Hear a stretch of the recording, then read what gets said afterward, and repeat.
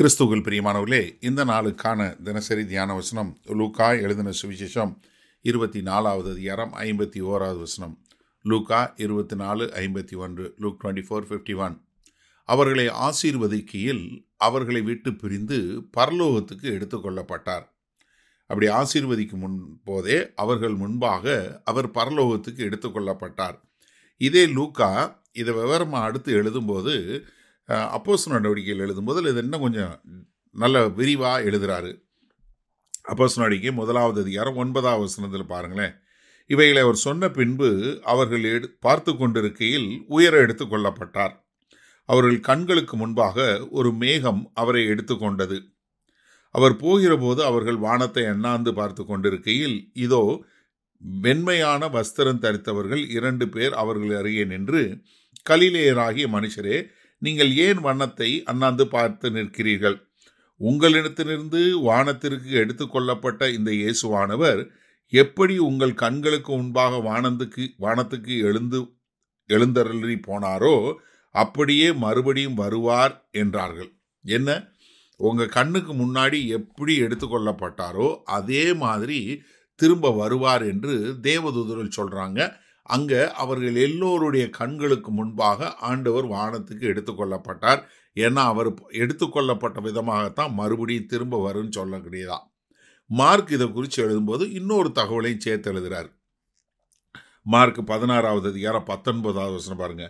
இவ்விதமாக கர்த்தர் அவருடனே பேசின பின்பு பரலோகத்துக்கு எடுத்துக்கொள்ளப்பட்டு தேவனுடைய வலது பாரிசத்தில் உட்கார்ந்தார். எப்படி எடுத்துக்கொள்ளப்பட்டது மாத்திரம் இல்லை, தேவனுடைய வலது பாரிசத்தில் போய் உட்கார்ந்தார். ஏன் இது ரொம்ப முக்கியமான காரியம்? 110வது சங்கீதத்தில் 1வது வசனம் பாருங்க. தாவீதினுடைய சங்கீதம். கர்த்தர் என் ஆண்டவரை நோக்கி, நான் உம்முடைய சத்துருக்களை உமக்கு பாதப்படியாக்கி போடும் வரைக்கும் நீர் என்னுடைய வலது பாரிசத்தில் உட்காரும் என்றார். எப்படி? உன்னுடைய எதிரிகளை எல்லாரையும், உன்னுடைய சத்துருக்கள் எல்லோரையும் உம்முடைய பாதப்படிக்கு போடும்படியாக நீ என்னுடைய வலது பாரிசத்தில் உட்காருன்னு சொல்லி தேவன் கட்டளை கொடுத்தாரு. அதனால அவர் வானத்துக்கு எடுத்துக்கொள்ளப்பட்டு தேவன் பரலோகத்துக்கு எடுத்துக்கொள்ளப்பட்டார். அது மாத்திரமல்ல, பரலோகத்தில் தேவனுடைய வலது பாரிசத்தில் உட்கார்ந்திருக்கிறார். இப்போ மனுஷரீகமாக ஒரு மாம்ச பிரகாரமாக இருந்த அந்த கிறிஸ்து அவர்கள் முன்பாக எடுத்துக்கொள்ளப்பட்டார். எப்போ? அவர்களை ஆசீர்வதிக்கையில். என்ன சொல்லி ஆசீர்வதிச்சாரு? பரத்திலிருந்து வரக்கூடிய பிதாவானவர் வாக்குத்தத்தம் பண்ணின அந்த பரிசுத்த ஆவியானவர் உங்கள் மேலே வருவார்.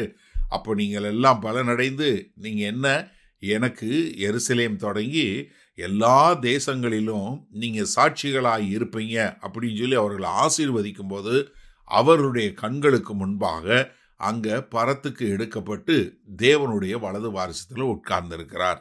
ஆமென். சரி, இந்த நாளில் இந்த வசனத்தை நம்ம எப்படி எடுத்துக்கொள்வது? அதாவது 2 காரியம் எடுத்துக்கலாம். ஒன்று கர்த்தராகிய இயேசு கிறிஸ்து சொன்னது போல வேத வசனத்தை உறுதி செய்யும் வண்ணமாக அவர் எல்லோர் கண்களுக்கு முன்பாக எடுத்துக்கொள்ளப்பட்டார். அது மாத்திரமல்ல, பரலோகத்துக்கு போனார். பரலோகத்தில் போய் அங்கே தேவனுடைய வலது பாரிசத்தில் உட்கார்ந்திருக்கிறார்.